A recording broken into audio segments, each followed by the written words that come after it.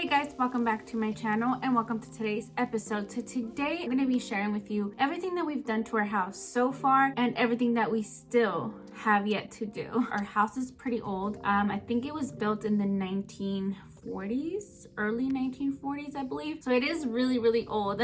But you know what? I love our tiny little home. Even though it's a small house and it's old, it has a lot of character, which is why we went with this home in the first place. To be honest, I didn't fall in love with it in the beginning. Like, I just hated it. I was like, okay, well, you know what? This is something that we need to get ASAP. I was pregnant at that time. I think it was maybe like a month before I gave birth when we found this house and we started the whole process. The reason why we went so fast with this, it was because I was pregnant and we were living in an apartment and I wanted more privacy. I wanted to be able to have my own washer and dryer, especially when you're a new mom or you just gave birth. It's just like a lot to work, a lot to handle, and I really wanted the privacy. I mean, we always talked about purchasing a home but never like took any serious steps, which is why we were like, oh my god, we need to move out, we need to find a place now. Like, it just clicked last minute. I don't know why. I think we were all like caught up in the idea that we were going to be parents, and we were just so ecstatic that we didn't think about like, oh hey, didn't we want to buy a house?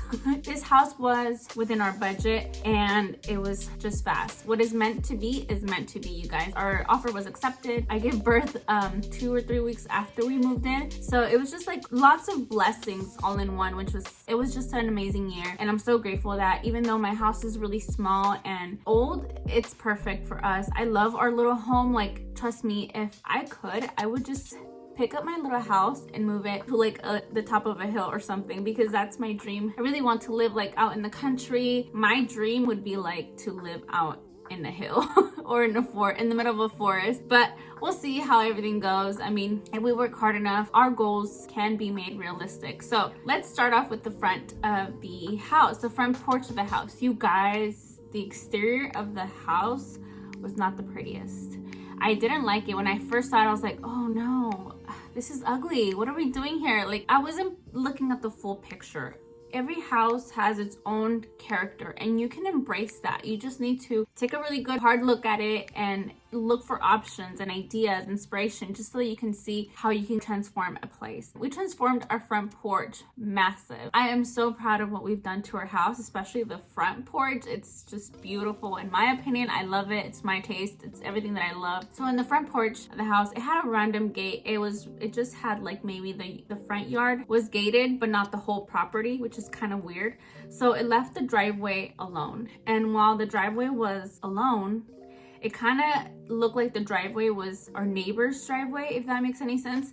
Just because only the yard was, or the front yard of the house was gated, which is so weird. People would come and park in our driveway thinking that it was our neighbor's driveway. So it was just really awkward and uncomfortable. And I was like, okay, you know what? I need to divide that. So what we did was we cut the fence, like one side of the fence, the left side of the fence.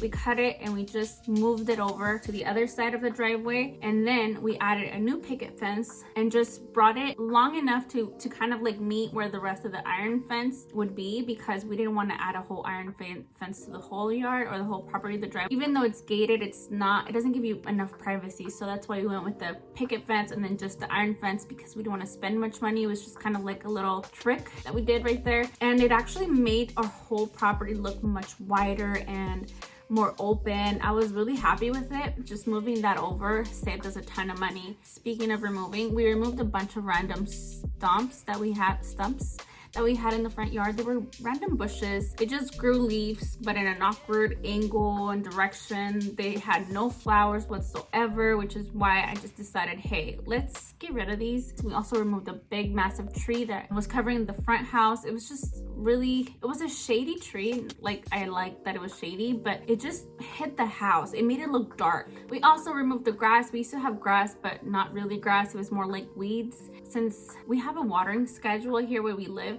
it wasn't enough days to keep maintenance. We decided to just get rid of that and go the easy route and just put gravel in the front yard with a little bit of turf, just so that it would be nice all year long. We wouldn't have to cut it or worry about any of that. We do have to worry about weeds once in a while, but that's no big deal. Nothing compared to watering the grass or mowing the lawn, all of that stuff. We also added new posts to the front porch. We used to have like these really thin ones, maybe like this thin, that made no sense. There was like two together, and I just thought that was kind of weird. My husband kept telling me, let me just add some 8x8s or 6x6. I think they're 6x6, not 8x8s, and they're obviously squared, really thick. And at first I was like, no, they're gonna make the porch look smaller, I don't know. But I compromised and said, okay babe, I trust you, let's go for it. And it ended up looking really nice. They definitely do make it feel more grand because our porch is not that big, but it does make it feel grand. Also, it felt kind of empty having like, or weird having everything around open, which is why we added a little fence only to the front of the porch and then one on the side to kind of create like the proper walk. It just kind of gave like a closed porch, but not really, and I really love it. I think that it was a really smart idea as well. You guys, I've always told you, and this is like the number one thing that I would suggest, if you really want to invest in your house, the thing that you should do is paint. Paint changes it all, you guys. It looks way newer than it is. Sometimes homes just need a little TLC, and that's all. We decided to go with the black and white. Obviously, white exterior and just black accents. Black and white go so well together. So we added shutters to our windows, not to every window in the house, but just to like the main ones. The houses are made out of stucco, but the right side of the house has a little bit of like siding detail, the peak of the house, which was really nice, and I never noticed it until we painted. You guys, you see what I mean? Like, you just have to look at what your house has and find ways of bringing that out. We painted that black and it brought that out so nicely, and I love it. It's just a cute detail that I never knew it had, honestly. Since the house was pretty like in the cool tones, I decided to add like one pop of color, which was wood. I love the whole wood look with black and white. Actually, just wood tones in general, like I'm really loving lately. So which is why we decided to add 2 plant boxes in the front and stain them in a wood color. I think it's like the natural wood tone. I'm not too sure, but I will link it below for you. It just warmed it up and kind of like brought a pop of color, and just the pop of color that I want. Our house has a weird entrance, so it has only an entrance from the side, from the left side of the house. I guess when you park your car, you can go up the steps there. But I wanted to add some kind of like entry in the front of the house, like in front of your doorstep, not from the side, if that makes any sense. So which is why I told my husband to build me a few steps to put in front of the house, and then build a walkway to the front. And eventually we are gonna add a door there.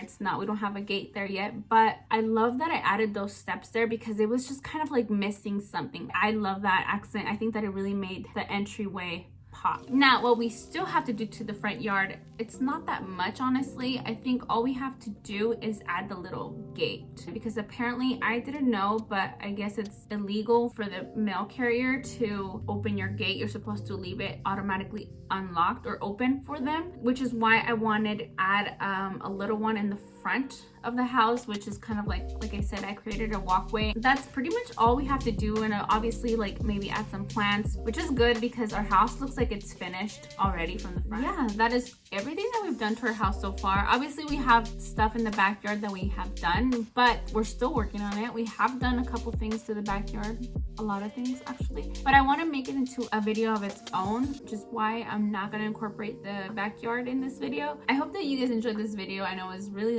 long. It's just kind of like to bring you up to what we have done to our house, because I know a lot of you have wondered, and I just wanted to share them with you to give you some inspiration. Just because you live in an old place, you can always embrace it somehow. Like, you can redecorate, you can update it, make it unique, make it your style. As long as it's your style and it makes you feel comfortable, there's nothing else that you need to do to it. Making it unique to fit your personality, and you'll have everything that you need. You know that one saying, I know this is gonna sound cheesy, but you know that saying where I don't remember how it goes exactly, but when you stop looking at what you don't have, you have everything you need. But just think about it that way. And that is all for today's episode. I hope that this encourages you to move your furniture around, do something nice that'll distract you from all that bad social media stuff. If you like this video, make sure to give me a thumbs up. Make sure you're subscribed for more videos like these, and I'll see you next time. Bye.